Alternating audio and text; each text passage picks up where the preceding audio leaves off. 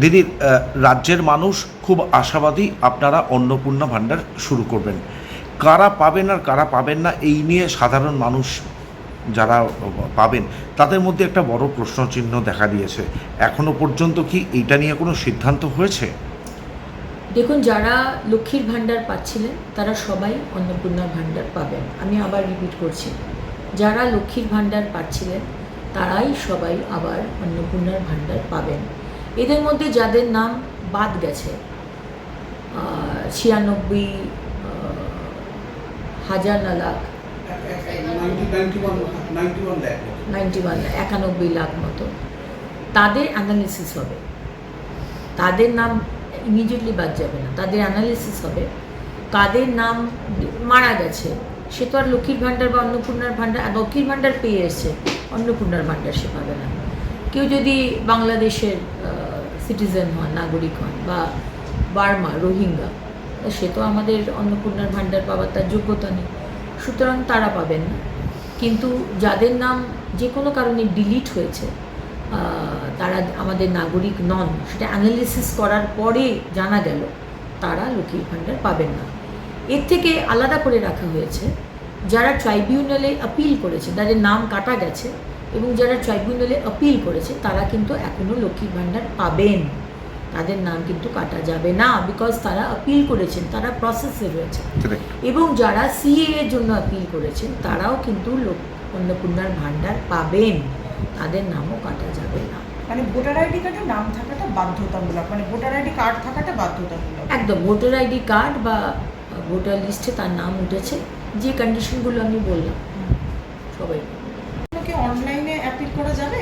দেখুন, অন্নপূর্ণার ভাণ্ডার আমি শুনছিলাম যে এতদিন তো দুয়ারের সরকারের মাধ্যমেই হয়েছে, কিন্তু আমি আমার ডিপার্টমেন্টের সাথে কথা বলে আমি অলরেডি বলে দিয়েছি অন্নপূর্ণার ভাণ্ডারে অনলাইন কমপ্লিটলি এখনই ব্যবস্থা করতে, এবং ইমিডিয়েটলি অনলাইনেই যাতে সমস্ত মানুষ যে 1 পাস 2 পাস বা যে হয়তো শিক্ষাটা পাননি, হয়তো মানে শিক্ষিত নন, এতটা ইজি করা হবে এই অ্যাপ্লাই করার পোর্টালটাকে যে যে কেউ মানে পোর্টালে গিয়ে অ্যাপ্লাই করতে পারে।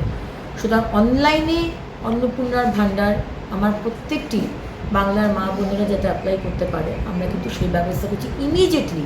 কারণ কি মাননীয় মুখ্যমন্ত্রী বলে দিয়েছেন যে 1 জুন, মাইন্ডেড 1 জুন থেকে আমরা যা যা প্রতিশ্রুতি দিয়েছিলাম, 3,000 টাকার অন্নপূর্ণার ভাণ্ডার এবং সরকারি বাসে মা বোনেদের কোনো ভাড়া দিতে হবে না, এই দুটো আমরা চালু করতে শুরু করেছি। রেজিস্টার জন্য আটকে ছিল, কি ঠিক সিদ্ধান্ত হয়েছে যদি একটু বলো। দপ্তর থেকে অলরেডি কালকে চিঠি পাঠিয়ে দেওয়া হয়েছে কাজটি শুরু করার জন্য। সামান্য একটি কাজ, আমি জানি না কী কারণে আগের সরকার এই কাজটিকে বন্ধ করে রেখেছিল। সামান্য একটি কাজ, যে কারণে কোটি কোটি মানুষের অসুবিধা হয়েছে, ভোগান্তি হয়েছে। সত্যি আমি বলতে পারবো না কেন তারা বন্ধ করে রেখেছিল, কিন্তু আমাদের সরকার আসার পরেই দপ্তর থেকে চিঠি দিয়ে দেওয়া হয়েছে কাজ শুরু করার জন্য।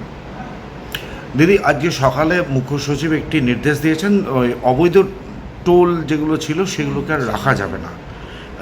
সেই বিষয়ে কি যদি বলেন কিভাবে এটা? মাননীয় মুখ্যমন্ত্রী শ্রী শুভেন্দু অধিকারী মহাশয়ের নির্দেশে কোনো অবৈধ টোল যেগুলোর কোনো লিগ্যালিটি নেই, বিভিন্ন জায়গায় তৃণমূলের ক্যাডাররা একটা মানে বাঁশ লাগিয়ে রাস্তা বন্ধ করে টোল আদায় করেছে, সেই রকম কোনো ইলিগাল কাজ করা যাবে না।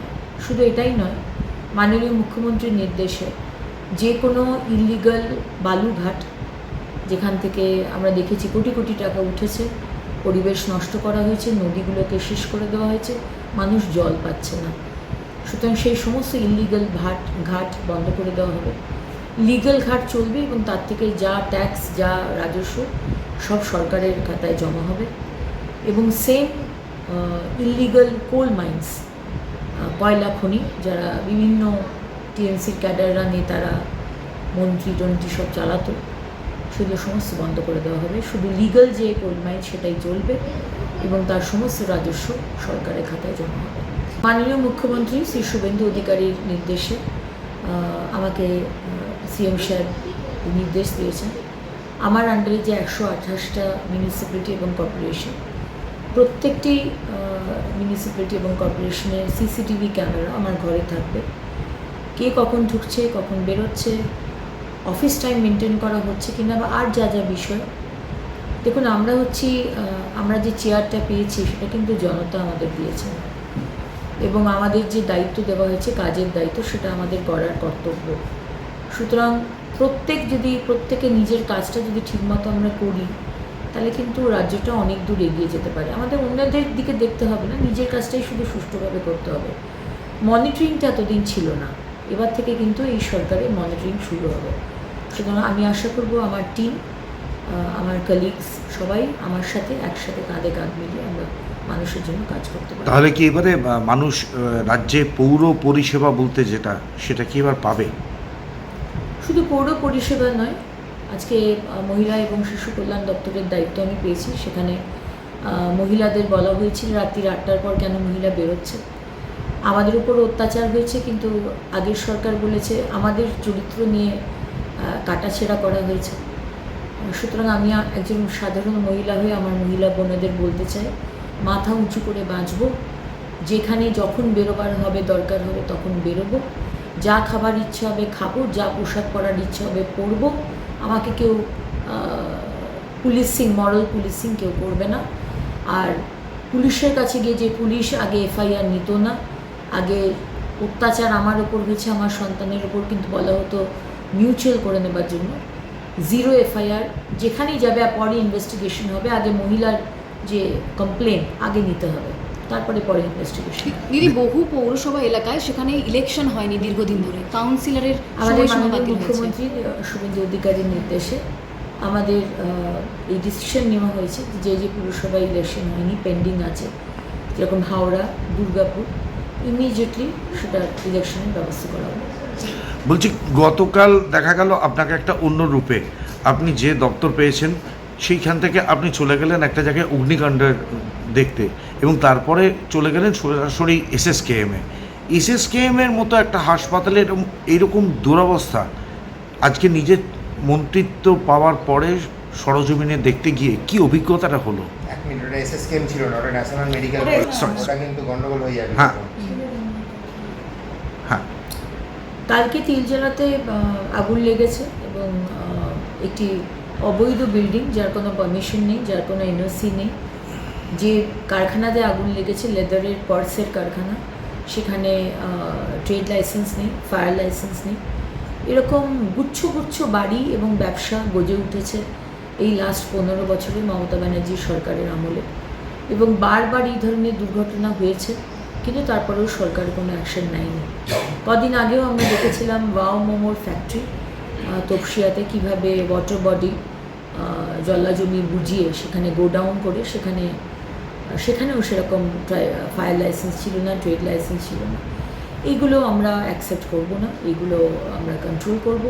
এবং গতকালই আমি আমার ডিপার্টমেন্টকে বলে দিয়েছি, যাদের পেপার নেই, বাড়ির পেপার নেই, এনওসি নেই, ফায়ার লাইসেন্স নেই, ইমিডিয়েটলি নোটিশ পাঠাতে, তাদেরকে নির্ধারিত সময় দিতে, তারা ফায়ার লাইসেন্স করে নিক, তারা যা যা ডকুমেন্টস নেওয়া দরকার বা যা যা কাজ করা দরকার আমাদের সরকারের নিয়ম মেনে সেগুলো করে নিক, টাইম দেওয়া হবে। আর যদি এরকম হতে পারে বাড়িরই কোনো এনওসি নেই, আমাদের কাছে হয়তো ডকুমেন্ট নেই, তাদের কাছে জিজ্ঞেস করা হবে বাড়ির ডকুমেন্ট আছে কিনা। যদি দিতে পারে ওয়েল অ্যান্ড গুড, যদি না দিতে পারে উইল টেক অ্যাকশন। বা তৃণমূলের ক্যাডারগুলির ক্ষমা করে দেওয়া, বা টাকা নিয়ে, ব্রাইব নিয়ে, ঘুষ নিয়ে অ্যালাউ করে দেওয়া, সেটা কিন্তু শুভেন্দু অধিকারীর সরকারের দ্বারা হবে। আপনি আরেকটা, যাদের জন্য এই প্রাণহানিগুলো ঘটছে, আপনি প্রস্তাব পাঠাবেন যে তাদের থেকেই যাতে কম্পেনসেশন নেওয়া। অবশ্যই আমি আমার ডিপার্টমেন্ট থেকে প্রস্তাব পাঠাবো চিফ সেক্রেটারি এবং অনারেবল চিফ মিনিস্টারকে, যে এই ধরনের ঘটনা, যেখানে যার বাড়ি গতকালের ঘটনার মতো, এটা তারই বাড়ি, এমন নয় যে তিনি ভাড়া বাড়িতে ছিলেন, তারই বাড়ি, এবং সেই বাড়িতে 4 তলাতে উনি থাকেন এবং তার 2 তলাতে তিনি কারখানা করেছেন।